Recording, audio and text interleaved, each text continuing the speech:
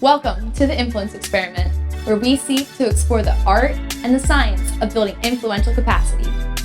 Every month, we want to raise thought-provoking ideas of how you can be an investor of the influence you carry. If you're ready to journey with us, then it's time to experiment.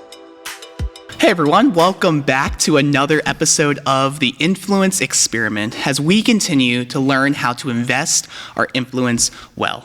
Well, today we are talking about a word that most of us don't like, and honestly, some of us probably despise and are even terrified of it. This word, ladies and gentlemen, is vulnerability. Vulnerability is a concept that is talked about a lot in leadership and in church. It is expressed as a trait that can be helpful in building deeper relationships. It is very admirable when we see other people embody it. So if we really know that it's a good trait, why are we so scared to pursue it? Why do we not like showing our true colors? What does shame have to do with vulnerability? Where is the freedom that vulnerability says is there? There is great power in this 13-letter word, which is why I have invited licensed counselor Todd E. Henley to join us today to talk about the power of vulnerability. So, Todd, thank you so much for joining us today. Thank you, Tony. I'm really excited about this, looking forward to spending time with my mentor. Mentor, I'm not quite sure about that, but man, I'm so thrilled for you to be able to join us today as we embark on this again, this tricky, angsty word of vulnerability. And for me, as I've shared with you, it's a really word. It's a word that I'm very passionate about. And if people that are closer with me, they probably hear this word percolate more times than they care to admit, because I know it's so crucially important, and you being a counselor, I would love to hear more about your take on it, professionally, personally, developmentally, spiritually, etc. So before we dive into all that, could you just share a little bit about yourself, who you are, what you're about? Okay, yes. I'm actually the husband of the Elegant event. I mean, I really love my adorable wife, and I have four wonderful children. But in my spare time, I'm the executive director of Restore Counseling Center. My wife and I just opened the center about 10 and a half months ago. Also professor of entrepreneurial leadership at Pacific Biblical Seminary. And I love miniature golf. Man, I love miniature golf. And also I love getting on my bike and riding my bike, playing PS4 games with the kids. And so that's just a little bit about who I am. That is fantastic. And I love the no shame of like, yes, I do these things that are high and prestigious, and I play putt-putt. And for me, that's such a comfort because I am personally not good at actual golf, and I love me some putt-putt. And so the fact that you, I know that's a fun fact about you now, that we can go play putt-putt together sometime. So I love it. Well, hey, in the spirit of vulnerability, would you mind sharing with us an embarrassing moment? From your childhood, from your life, teenage years, name it, just to break the ice of this conversation. What you got for us? Okay. I guess I have to, right? Yes, you do, actually. All right. Well, I was a youth pastor for 20 years. We had tons of events, places that we went through overseas, but there's one place we went to. We went to hiking in New Hampshire. And I would always take my camera everywhere we went. And this one day, I mean, it was just a great hike up on the mountains. I took tons of pictures, and I couldn't wait to get back to see my pictures. And so what I did, I said, I'm going to quickly go take a shower. So I went to the shower, which was a public restroom. So I took my computer and my camera to the restroom so I could download all the pictures from my camera to the computer while I was taking a shower. And maybe I shouldn't have taken my laptop and camera to a public restroom there, but I wasn't even thinking. I was so excited. So I took my shower, and everything was downloaded, and I was looking at the pictures, and as I'm doing this right here in the bathroom, all of a sudden the stall opens behind me, and I'm good with that, but then I look in the mirror and I see a girl from my youth group. And I looked at her and I'm thinking, what? And then another stall opens up and I see another girl from my youth group. No. And I'm thinking, why are these girls in the men's bathroom? And then all of a sudden, and it dawned on me, I'm in the girls' bathroom. I just took a shower, and I was fully dressed at the time, and I just couldn't believe it. And the look on their face was like, this is my youth pastor. Oh my gosh. And so about half an hour later, the entire group was together right before dinner, and I said, I got to tell you guys what happened, because I know you are gonna never ever let me forget this. So I told them what happened, and that was 13 years ago, and I'm still reminded of that embarrassing moment that they just loved. Oh my gosh, that's Yeah. that's terrible. Yeah. And hilarious. Yeah, man. and Yeah. cringy. Yeah, At it the was same embarrassing. Yeah, it was. Oh man, yeah, that was tough, man. Well, thank you Yeah. for bearing your soul Yeah. of an embarrassing moment for us here. Yeah. Now that you've shared an embarrassing moment with us, now we can maybe trust you a little bit more with this conversation, that you're willing to be vulnerable with us. Well, I hope so. And so, man, let's dive in, shall we? Okay, yeah. Because can you just help us out? Generally speaking, what is vulnerability in a relational sense, and as a trait one can carry? Reverend Dr. Tony, when I think of vulnerability, I think of, first of all, being real and exposing ourselves to God. That's first. I'm not saying that the first thing we should do is like expose ourselves to be real with our spouse or with our best friend or with other people. That's good. I mean, that's great, and we'll get into that. But I believe the very first person that we should be real with and expose ourselves to is God. And I mean, that can be stuff like, God, right now I hate my kids. Yeah, because of what they did. Or God, why does my child have to have this type of disease? Yeah. You know, God, why am I always putting my foot in my mouth and saying things I shouldn't say? So I think being vulnerable first, it has to start with God. That we're just honest, we expose ourselves to God, and then as we are real with God, expose ourselves to God, then we can be real and expose ourselves, to other people. And this is why I say God, because God, when God created the brain, He created the brain to help us connect with people. So when that baby is born, his goal really from God is to connect emotionally, mentally, spiritually, and physically. So when the baby is crying for food, or he needs to have his diaper change, he wants to have his diaper change and he wants food. He's hurting. He's going through some anguish. So he really wants connection. So it's important for him to be held. Yeah. It's important for him to be talked to, because when we're all born, God creates the brain to help us connect.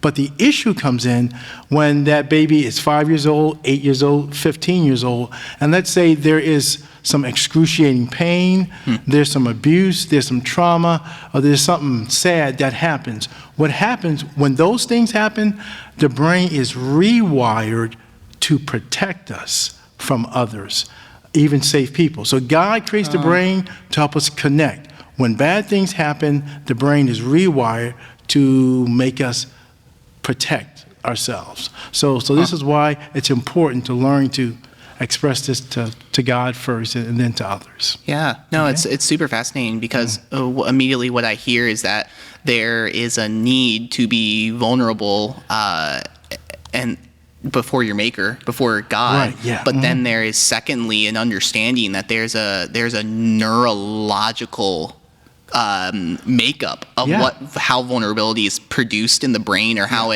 it's shored up at early on, and how we're wired for like that type of community. Yeah, But yeah, then it's so fascinating to know that like our brains are so crazy complex. We don't even understand how complex they are, but how they literally can rewire themselves when trauma happens, Right, or yeah, to like close right, off and don't be vulnerable. That's a bad thing. And so that's so those are two very foundational things to, I think, to understand that there's a spiritual component of being like vulnerable to God, but then there's also this neurological component of that, how our brains are actually wired. So no, that's super fascinating. Yeah, it is, man. Maybe we should switch sides here, man. That's good what you said. I like that, man.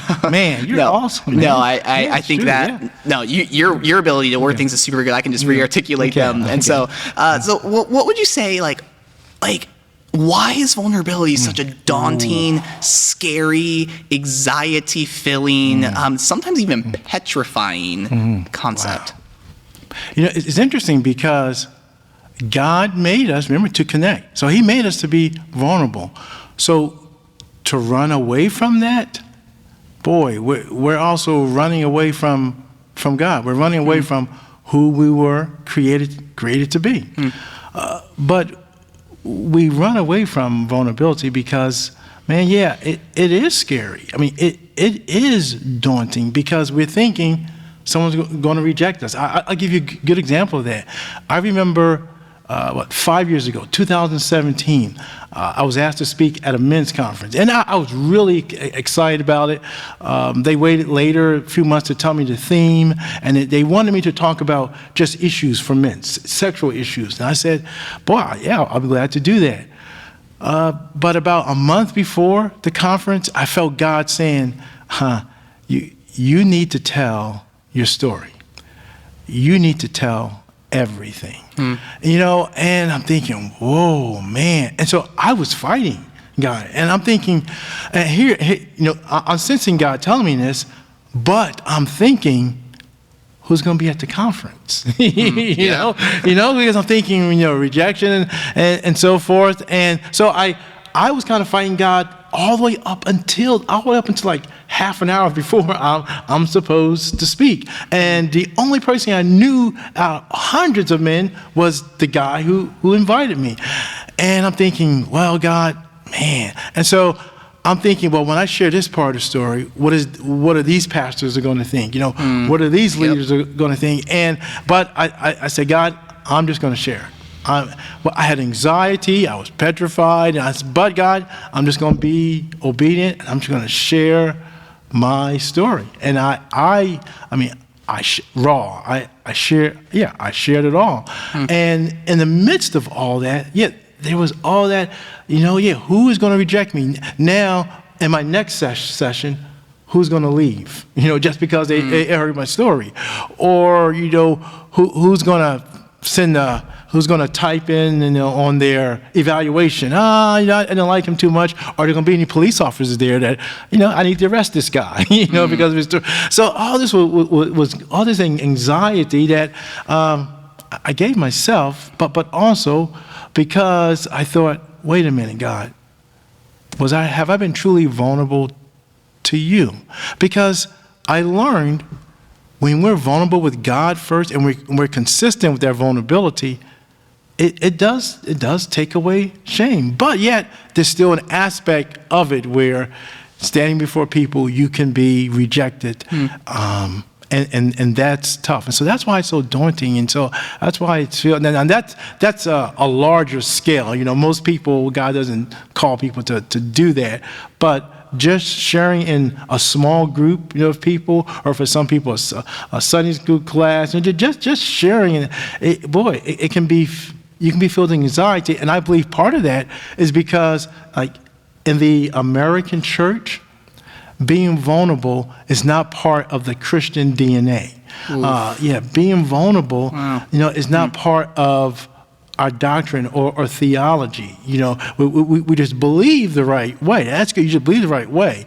But being vulnerable is not something that's just talked about or modeled before us. And so, it's been that way for an extremely long time here in America. So, because it hasn't been modeled, therefore we're not good at it. But if you ask people what they believe, like the doctrine and theology, boy, bam, bam, bam, they believe it. Why? It's been talked about, it's been modeled for centuries. But vulnerability, no, it's not modeled. So that's part of the reason. Yeah. there. No, that's a whole different story where it's like, yeah, we can be so good at head knowledge. We can be so good at even passionate things. Right. But when it comes down to our ability to show our weakness or show our fragility, we don't want to do that. Right, Like, I don't want to do that. Right, yeah. But I love to show you how much knowledge I have of Scripture. I love to show you how good of a leader I am. Yeah, yes, But and so, no, I think you are hitting on something that we need to process over even further, of like how just because we know the right answers doesn't necessarily mean we're doing it always the right way. Wow. Yes. And to be vulnerable is a part of that. As anxiety feeling as it can be, it is a crucial next step. Yeah. Wow. And so, that's powerful. I'll drink to that, man. Woo, man, you're doing good. Oh man, I'd say there's a quote by the name of Paulo Coelho, and he says this: "The strongest love is the love that can demonstrate its fragility." Wow, man. The strongest love is the love that can demonstrate its fragility. Would you be able to interact with this quote? That's powerful. How does it relate to vulnerability? The strongest love. That is, and he's not saying love, but he's saying the strongest love demonstrates that fragility. That's powerful. Now, as a counselor, I think about like anxiety and insecurities.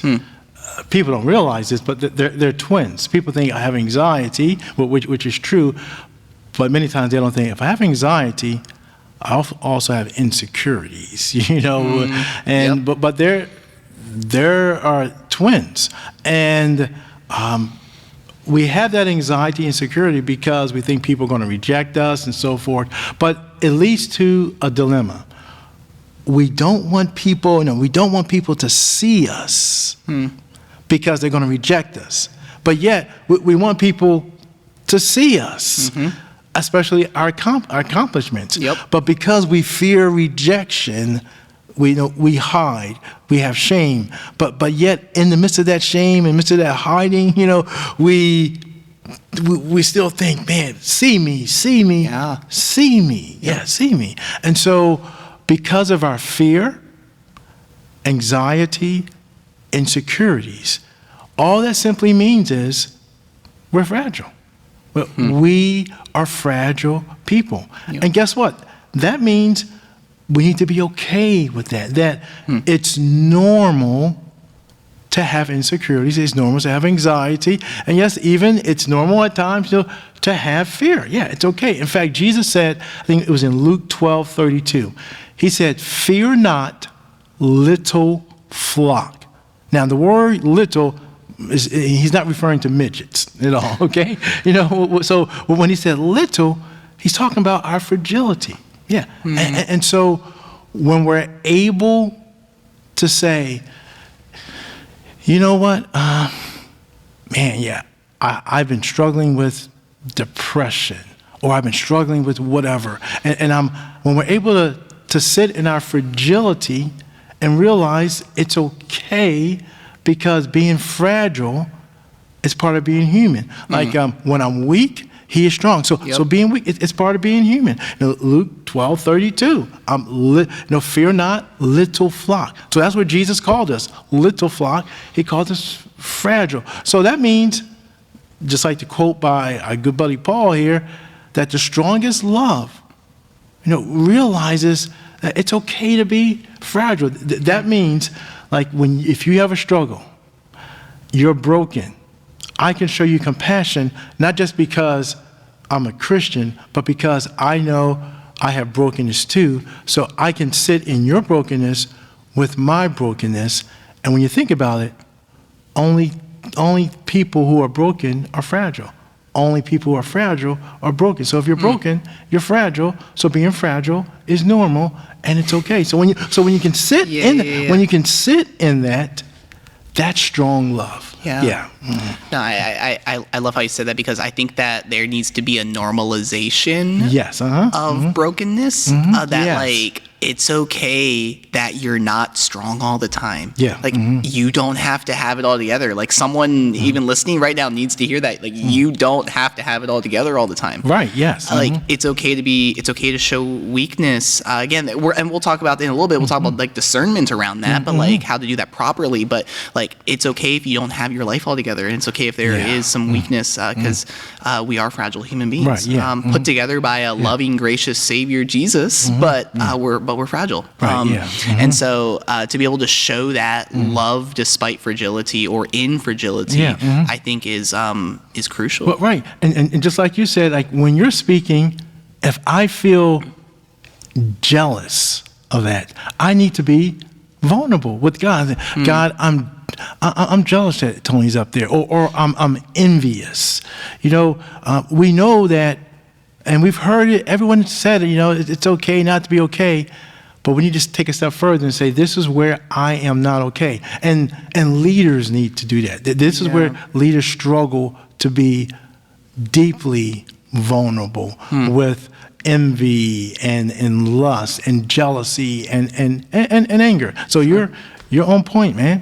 No, totally. And so I think that there are many ways, though, that in acknowledging it's a necessary concept that we can still push back on vulnerability. So like what would you say to that? Like what are ways that we typically like push back on vulnerability? Okay. I believe that there are ways that we push back as a counselor here that we don't even realize we're pushing back. I can imagine. And one way that we can push back is we use God to run from God. And what I mean by that is as leaders, and I'm sure the leaders that you run with and the leaders that you know, I'm sure they're excellent leaders. I mean, and we leaders, we tend to be good at what we do, but we know the Bible well. We can do 2 or 3 different big ministries at the same time. We do so much, people begin to respect us. And as we get older, we get paid a little more, and we just do ministry well. The problem with that, with us always doing ministry so well, and we make some mistakes here and there, but we do it well and we're so respected, we leaders don't take time out to say, okay, what issues am I struggling with? I mean, what issues am I really struggling with? How is my marriage really going? You know, like, is my wife sexually being pleased by me? You know, is she emotionally being pleased by me? Am I still angry with that letter, the email that person sent to me? See, this is the real stuff. So what happens is we don't even deal with that. We just keep doing ministry for God. So we know God has called us. We have a calling by God. So we know God has called us to do something.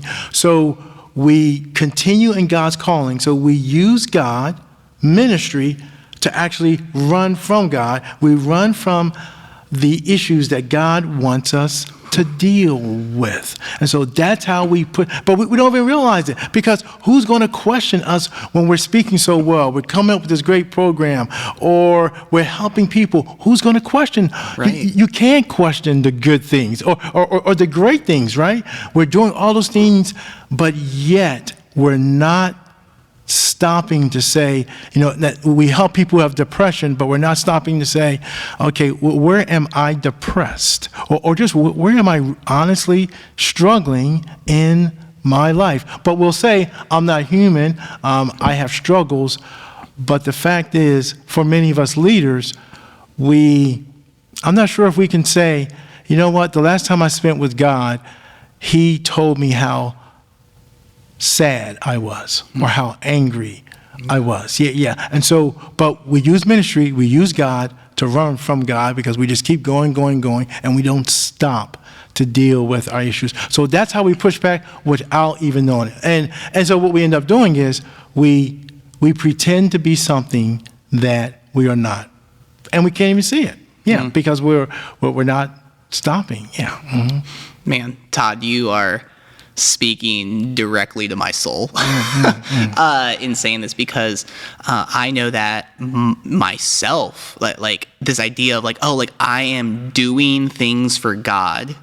And in the name of doing things for God, I neglect my own soul, or I neglect my own the relationships that are healthy in my life. And so you say that we use God to run from God. So the healthiest things that God has set up for us in our life, that we use God, the ministry, and not even and let's also break this open to say not just in the ministry, but just in the way that God is like gifted individuals. You know, whether it is as a teacher, whether it is as a stay-at-home mom or dad, or whether it is an athlete. Like we use the things that God's gifted us to potentially run from the very levels of vulnerability that God is calling us to step into. And I think that you are probably convicting quite a few people in the listening of this right now, myself included.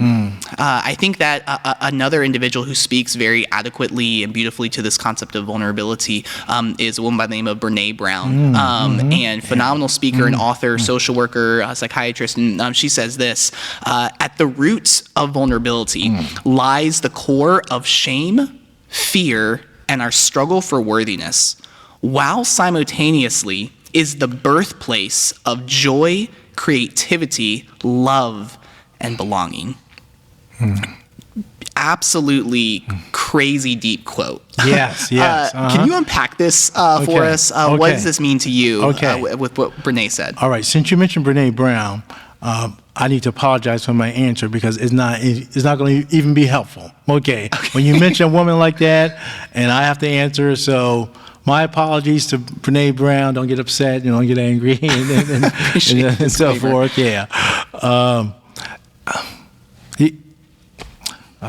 You know, Bishop, it's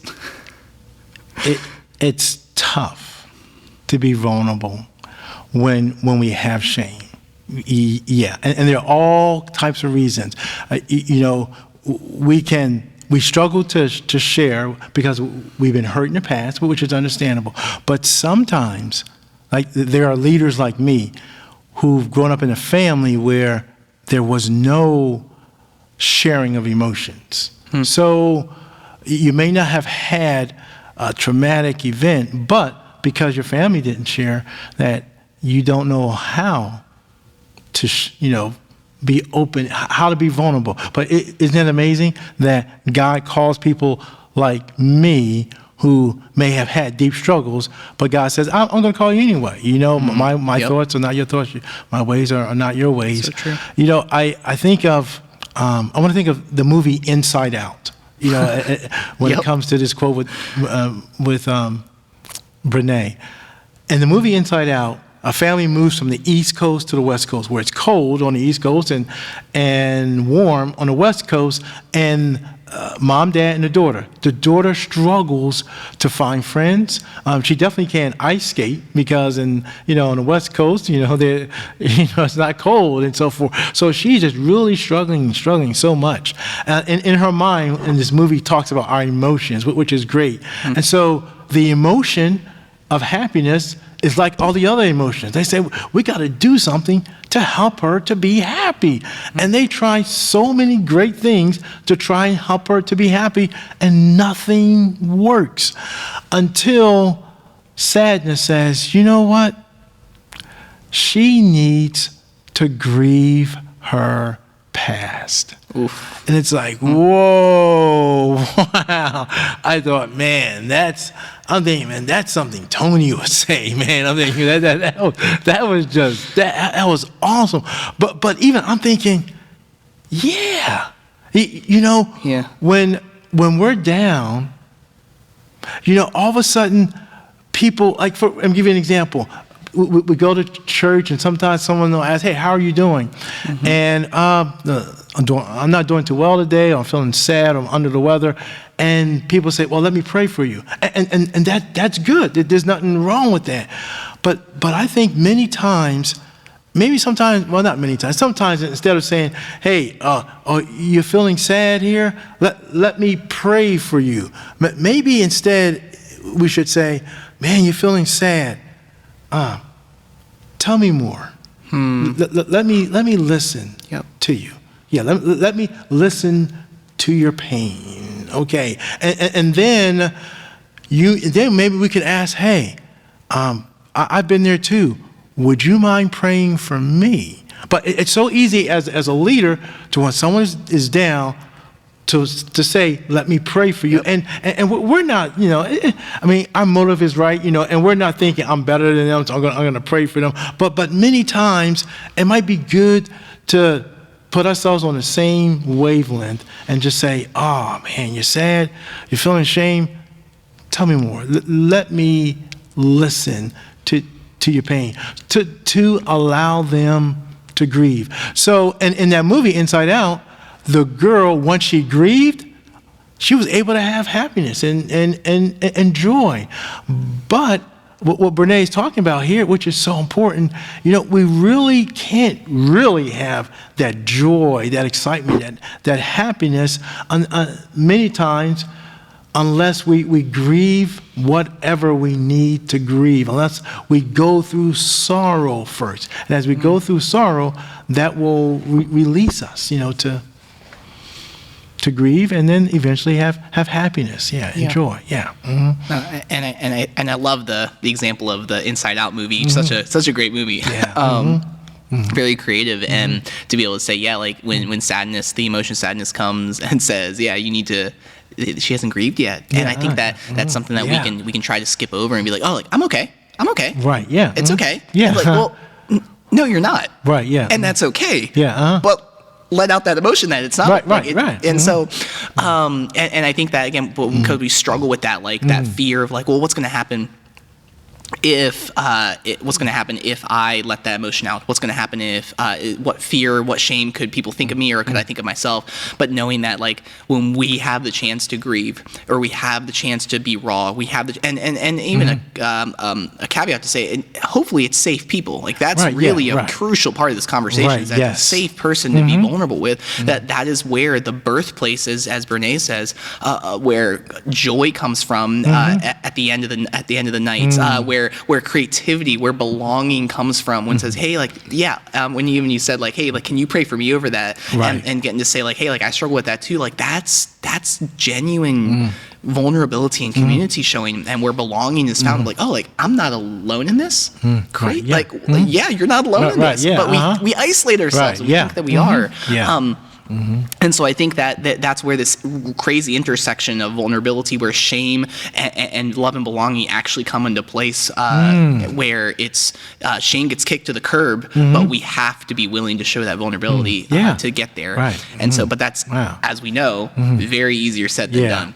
And so, and as we think about easier said than done, we think about this whole concept that is the influence experiment, which is finding the art and science of building influential capacity. What would you say is some of the science, some of the objective truth behind the power of vulnerability, and what was some of the art, the subjective personal expression behind vulnerability? Okay. What would you say? Well, whether it's Peter Scazzaro or Brene Brown, they've done tons of research, and she's even written a book about courage. And it's true that the more scientifically, the more person is vulnerable, that gives them the courage to move forward. Or the more a person has courage, that gives them the opportunity to be vulnerable. And so. Who doesn't want courage? We all want that courage. And as I think about back into that men's conference, I didn't even think about that then, but boy, the courage it gave me, because that changed my life. I mean, the way my life went, it was going in a certain direction, and it really went in that direction. And then that also changed that church there, and even those pastors, because the next conference, the next year they still had it. I spoke, but I noticed that every pastor who spoke told some very personal, hard stories. I thought, whoa, man. And they were the ones who were there from from before. So science, that is great, And the other aspect of that, when I think about another aspect of the question, when I think about vulnerability, there are times, especially in my profession, where people will struggle to be vulnerable, but they're coming to get help. Whether it's a child that has died, or whether they've been severely abused, whether emotionally, mentally, sexually, and there are other ways to be vulnerable than just talking. Sure. So what I've done at times, I've given a client, hey, here's a blank sheet of paper, here's some crayons, draw what you're feeling, and it's interesting. I'm thinking of my last few cases where a guy is drawing, and 3 times he drew like a little black hole, and so forth, which I didn't even notice it. He drew a lot of chaos lines, lightning and all that. But he expressed all the chaos going in his life. But he said, that black hole, that's me. I'm just going down, down, down, down, down. And I feel like lightning striking at me. And he said, but when lightning strikes me, you just need to strike once and you're dead. But I just feel lightning keep striking. But you know what? Just in talking, he couldn't explain it. He couldn't. But he finally had to draw it, And I remember another client who actually, I gave her some figurines, animals and some people, I said, okay, I want you to come up with a movie here. Just come up, use these animals, use these people, and boy, she got right into it. And the movie was about a bear who had some burns on his back, and the bear hated the zookeeper and always wanted to attack the zookeeper, and all the other animals did not like the bear because the bear kept attacking the zookeeper. And so the zookeeper couldn't feed the bear. He struggled to feed the bear because he kept getting attacked. And so, and I'm thinking, whoa, right? And as she revealed a whole lot about her being burned and who the zookeeper was in her life and how she hated the zookeeper. None of this came out before, but here, now she was being vulnerable. So she was being vulnerable in a different way. So people are vulnerable through their music. We know that's so true. Always vulnerable through music. People are vulnerable through painting, art. And so there's so many different ways that people can be vulnerable. So that means even as leaders, if we're struggling for people to open up and be vulnerable, I think it's good for us to ask, are we being vulnerable?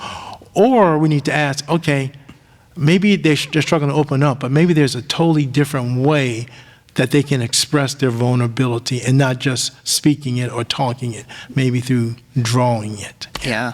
No, that's so good. And I mean, you kind of went 2-pronged there, where it's like, how are we choosing ourselves to be vulnerable and expressing that? Right, But then also, like, how are we, the people maybe that we're leading, the people that we're influencing, that are part of our lives, how are we allowing them to have spaces of vulnerability, but maybe not just in a traditional, like, hey, how are you doing? Vocal conversation, but in other ways to maybe, like, give them space to do things like that, could be, is a really good tip for us to think as leaders. So thank you. Yeah, you're welcome. So speaking of tips and best practices, Jesus. We know Jesus is obviously our model of perfection, and so what we look towards in Jesus, we see the way that he lived, and we can learn from his life, and we're supposed to run after Jesus, our great high priest. So how did he model vulnerability? How did he practice it? What do you see yourself in Scripture for that? Yeah, that's a good question. And at times I wonder if Jesus even thought about being vulnerable. Or even modeling. I'm not sure if he even thought about it. I think it was part of his DNA. It was just part of who he was. So when he said in the garden, my soul is overwhelmed to a point of death, he wasn't saying, okay, I'm going to model it. He said, this is who I am. Yep. Yeah, I'm I'm real. Or when he came back to the disciples, can't you pray with me 1 hour? And think of that frustration in his voice. Can't you? You know, we don't start sentences off like that. We don't say, can't you? I mean, if we do, then there's some frustration there, you know. And so he showed that frustration. And I remember a Sunday morning message by a guy, I can't even think, and his name is not important. I'm trying to think, something like, I don't know, I forget his name, Scott Feather, something like, or Doctor. I can't get his name right, but You're a trip. But his name is not important, whoever he was. But in that message that I heard, he talked about a guy named Lazarus who, you know, was dead in the tomb for 4 days, and he came, and that Jesus is, you know, he's the resurrection and the life, which is all true, and we've heard that story before. But what this guy, Minister Feather, brought out was that Jesus showed anger. He showed anger over sin. That sin can mess things, he can mess relationships up. And now I would say I always miss that point, but I don't think I ever missed that point before. Maybe I just wasn't spiritually mature enough to see it. So I like to put it that way. Yeah. And so now God was bringing that out, that wow. So Jesus, here's a situation, a good situation, but Jesus showed anger. So I think for Jesus, he didn't really talk much about being vulnerable. It was part of his DNA. So I think for us, just like we sleep or we eat, that we need to make that part of our DNA, of being vulnerable, of being honest and transparent. Yeah. Mm-hmm. Yeah. And I think that's a neat way to think about it for the person of Jesus, where it's like, okay, he didn't just try to model it. He was it. You're right. Yeah. Like literally he was vulnerability. Right, and yeah. so, and the fact that Jesus modeled all different types of emotions on the spectrum and how we like, okay, if Jesus modeled these things, so can we. Now there's, again, we were talking about discernment, on how to do that well, but the fact that he was that and we ought to be following his example, I think is, it's a tough challenge, but one that we ought to be pursuing as Jesus followers. And so now I think that someone listening to this right now could probably say, okay, so Todd, I've tried this vulnerability thing. Like I've tried it out and it got me emotionally abused. It got me betrayed by a friend, or worse off than I thought I wanted it to be or it could be when I just kept things to myself. Right. Why should I try being vulnerable again? Okay. What would you say to that person? That's a tough one. I get a lot of people like that in counseling. In fact, it reminds me of my freshman year of college when we were in the dorm, and Wednesday nights we have like dorm meetings where each of the dorms get together, and I shared a prayer request like, hey, and I had only been a Christian for like a year and 18 months or something like that. But so I didn't know much about life. I shared a prayer request that, there's a cheerleader on a soccer team that I like there, guys, and just pray about that and see if something can work out. The next day, she knew about that, and a lot of other people knew about it. I thought, what? That's so funny. So interesting how that kind of shut me down from other prayer requests. Yeah. So, I would say it's okay. I would say keep in mind how God has wired us, that we are made to connect with people. And stress or excruciating pain, abuse, or whatever, someone betraying us, that will rewire the brain to protect us. So the way you're responding by not being vulnerable is normal based upon what you had. Well, what happened to you? So that's normal. So don't beat yourself up over it. And I would say start in the safest place. Once again, where does vulnerability start? First, by being real and exposing ourselves to God. Because God doesn't share our stuff with other people. He just doesn't. So whatever they've been hurt over, share that with God. God, I told Todd this, and Todd let me down. He's supposed to be a leader. I couldn't trust him. Yeah, I know he's human, but God, I'm really angry. And when I see him, I smile, but I really want to slap him. I want to say, Todd, don't be saying that stuff. Get me out of your mouth. So God, I'm upset with being vulnerable, but with God, this is how I feel, and just being honest with God. And it may take 6 months, it may take 2 years, it may take 4 years for that person to begin to feel that they can open up to other people. And I say that's okay, because we're all in process. No matter what the subject is on Sunday morning, everybody is not always there. So it's okay. And unfortunately, the more we go inward, the less vulnerable we become, and the more judgmental we become of ourselves. So we have to keep that in mind. But be honest with God about it. Be real with God. Expose your pain, your anguish to God first, and share with someone who is safe. You feel like your spouse, hopefully, or you have a best friend. Just slowly work at it. Be proactive, and I would say, here's a key. It's what I call being a crucible. Like many people have seen the statue of Abraham Lincoln, up in Washington, D.C., or you've seen other statues, but statues are phenomenal. The detail is incredible.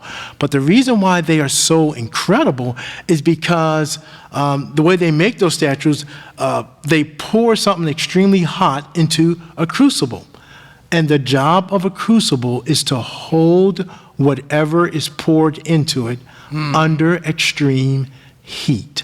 So I would say, all right, you struggle to share, be a crucible to someone else. Hold their pain.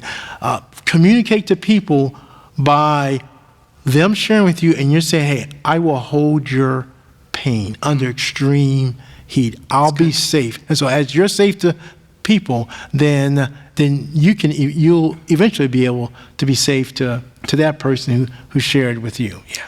I think that the imagery of a crucible, I think, is a really poignant way to help us understand how can we be a safe person to someone who's hurting, holding it under extreme pressure or heat, and I really like how you mentioned a few moments ago that almost as like a warning to say, like, the more inward you go, the harder it is to be vulnerable moving forward.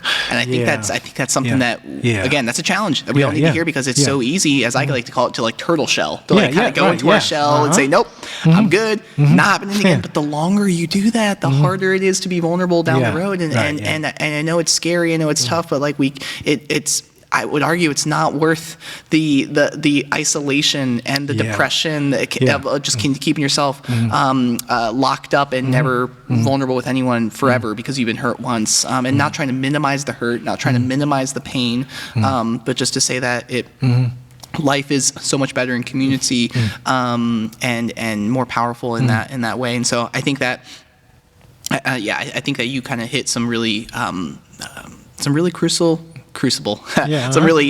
points for us to think about. And so okay, so let's try to get more practical, as you kind of already just did right there with even the crucible part. But how does one begin to cultivate deeper and more genuine levels of vulnerability in their marriages, in their teams, in their friendships? What would you say? Okay, I'm an executive director, I'm a husband, I'm a father, I'm a professor. So, and now, of course, I have friends too. I make sure that I have questions for all those groups, for example, whether it's to my daughter or to my wife, I'll ask from time to time, and these are tough questions for me, man.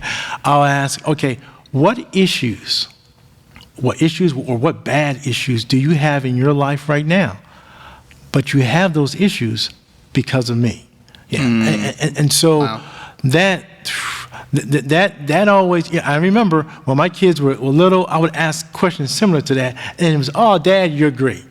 Dad, nothing, Now, 2 children in their 20s, 2 late teens, it's not like that, So, and in fact, I remember just 2 weeks ago, I'm driving the car with my daughter, and and we're talking about music and so forth, and I'm thinking, okay, it's time to ask her one of those questions. And so I said to her, I said, I love our relationship. I mean, I really do. And I said, what have you been wanting to tell me, but because I'm your dad, that you're afraid to tell me because it might hurt me? What is it? And Noelle and Jordan are the 2 children where I'll ask them a question and they'll take 2 minutes to answer because they're just deep thinkers. And it's always like, oh man, come on, hurry up, say something. And she said, now she's 17 and a half, almost 18. And she said, Dad, for a while, you haven't, when I've been on my bed, you haven't come in my room for a while and lay on the bed with me as we look up at the ceiling and just talk. You haven't done that in a while. And I thought, oh man. And I'm thinking, but we text so much, and I'm thinking we talk on the phone and we just talk, But I thought, wait a minute. I did something that, how can I put this? I did something that I've always told myself I should not do. When you want to do something and you ask permission to do it, I realize as a father that if you stop doing something or you want to stop doing something, you should also ask your children, hey, do you mind, or do you want to continue doing this? I never did ask my daughter, hey, should I stop coming in and, laying on your bed, and talking? She loved it. She'd been loving it for years. So why would she stop? I guess me not being self-aware. But it's questions like that, or asking my wife or board members, or this is a tough one. I asked my wife, man,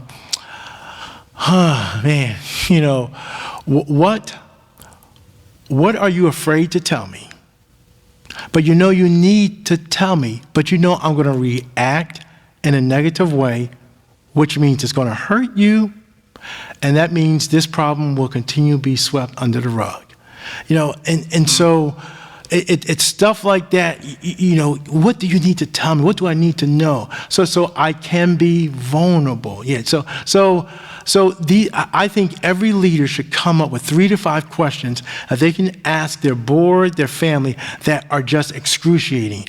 Questions that are painful to ask, and the answer is even more painful, or at least it can be. Yeah. I think that will help us to be men and women of vulnerability. But your own questions. So I think to be leaders, the way God wants us to be, who are like Jesus, his DNA was being vulnerable, we need to ask those questions of hard questions. Yeah. Okay? Wow. I think that you just gave a really easy and incredibly difficult practical example of what we can do to be able to come up with questions that we are willing to ask our loved ones and our closest confidants and teammates, etc. I think is so. Those are really. That's a tough task, but I think that really will breed vulnerability. And I think it goes without saying is that like maybe having someone else have questions that they can ask you. Yeah. Right? Yes. There you go. Your spouse, your best friend, your boss, your teammate, to be able to ask you to have this mutuality in vulnerability. Yeah. So that's really good. Yeah. That's really good. Thanks for sharing that with me. And just because our friends or spouse or family members, co-workers don't ask the questions, that doesn't mean that we are vulnerable people. Yeah. So we need to be proactive. If we're going 3 months and no one is asking us tough questions. We need to be proactive. That's so good. Yeah. Proactive. Mhm. I Yeah. think, couldn't agree more. Yeah. Couldn't agree more. So, in the name of being proactive, how does the word discernment play into this conversation of vulnerability and sharing parts of your story, knowing that inevitably we do have all of us have darker parts of our story or of our past or maybe even our present. Like, how do we go about having discernment of what parts to share, how to share, when to share, etc.? Yeah.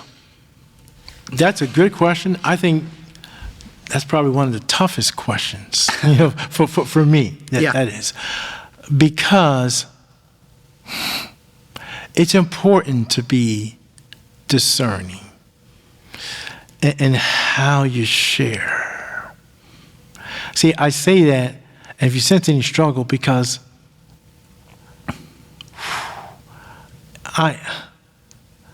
for me,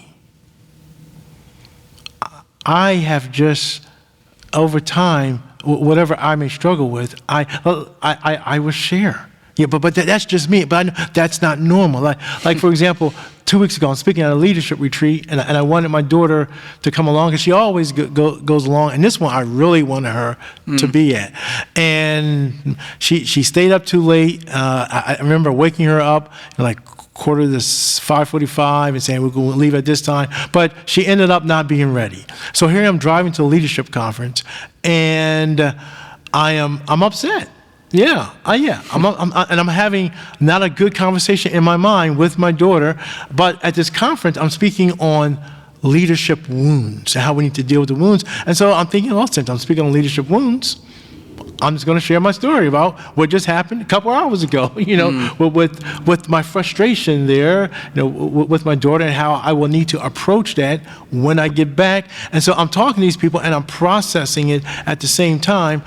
And I remember asking myself, Todd, how could you share that? I'm thinking, because I guess I've wanted to make being vulnerable part of my DNA.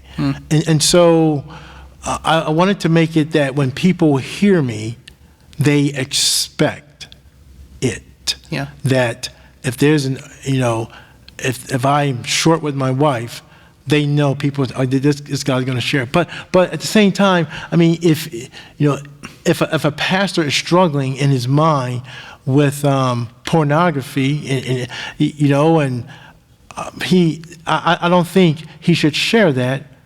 He should not share that from up on stage. I want you people to know I'm struggling with pornography, even though I think down the road, after he's overcome it, maybe sharing a little bit. Now that's just me. Now I'm sure there's some American pastors that would not agree with that, and I would say that's okay.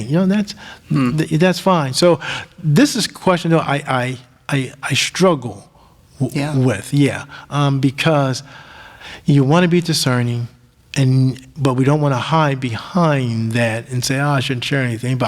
So it's a struggling question for me. Yeah. Well, and I even appreciate, Todd, your vulnerability in saying I struggle with that, even as a licensed counselor. Like I struggle with that. I don't have maybe I don't have the most robust answer to that question, and I think that's good to show. Like, hey, even you don't have it all together, right? Professor, counselor doesn't have it all, but I would even say to this that like a way that I've thought through it that has been so helpful for me is this idea of understanding wounds versus scars, and this idea that in my life, the wounds are like the things that are happening more in the present. Right now, it's traumatic, it's heavy, and sometimes there's gonna be moments maybe I shouldn't share that as openly or presently in the moment because it's happening in the raw right now. Versus a scar is something that it's now in the past, or it's something that has at least healed over a bit, and it's not gaping and bleeding out, right? And I have the chance to now share, like, hey, here's what I learned from it, or hey, here is how God taught me, or here's how I got humbled by this, or whatever. And so now again, it doesn't work perfectly in a box, but generally speaking, I think I would adhere to a little bit of this concept of sharing scars oversharing wounds.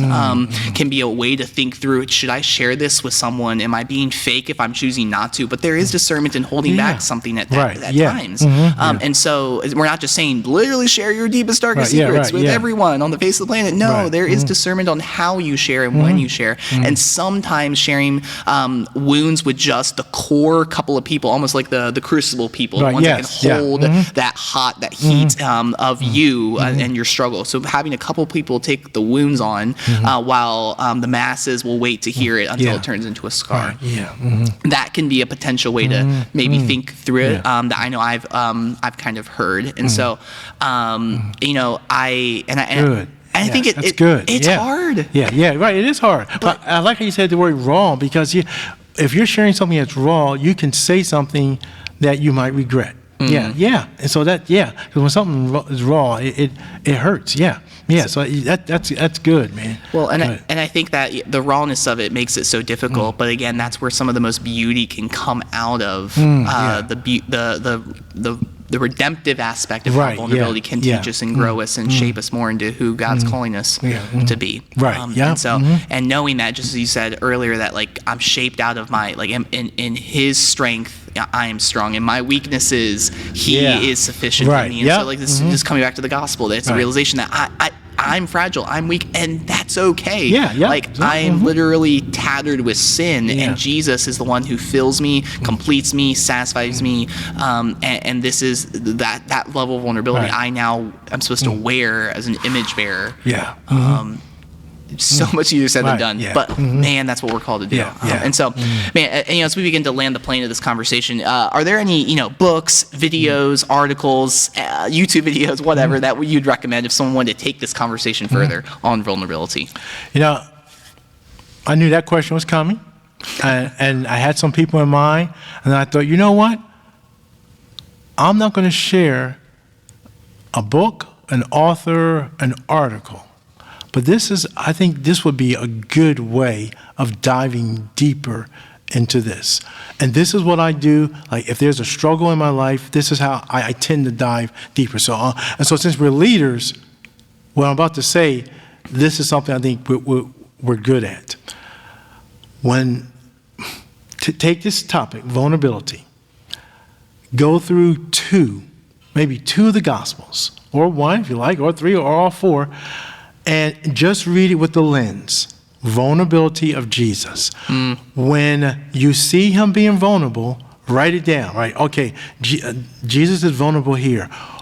Why is He being vulnerable at this moment or at this season in life?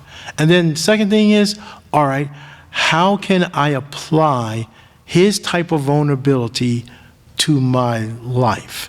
And when can I start doing that? So there's so many great people and books and articles, and they're great, but one way for us to learn and teach ourselves is to get into God's Word and say, okay, how's He doing it?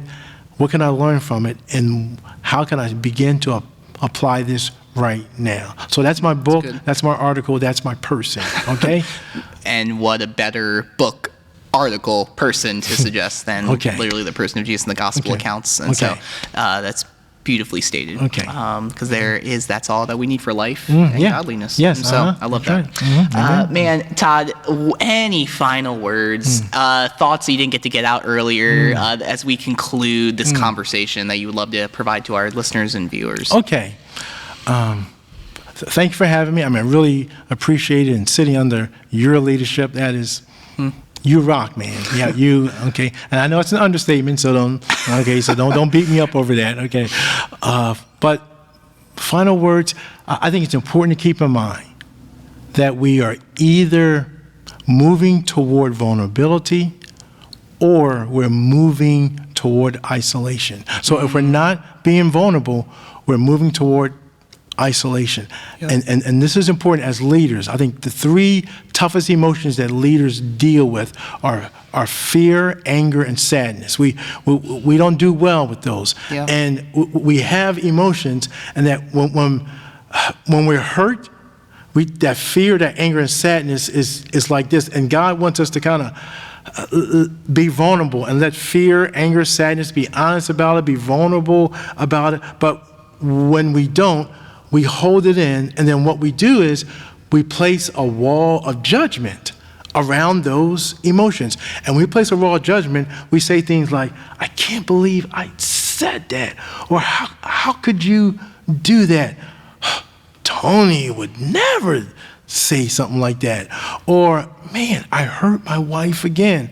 This person said I would be like this. And so what we're doing, we're placing a wall. It's a wall that's small, but the longer we are less vulnerable, the thicker that wall gets around those emotions.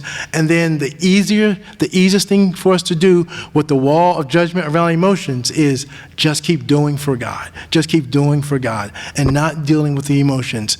And the more that we do for God without being with God and being vulnerable with God, the less we're going to be human and Christ-like. So keep in mind, we move toward vulnerability, but if we're not, we're moving toward isolation, and that's not good. Wow.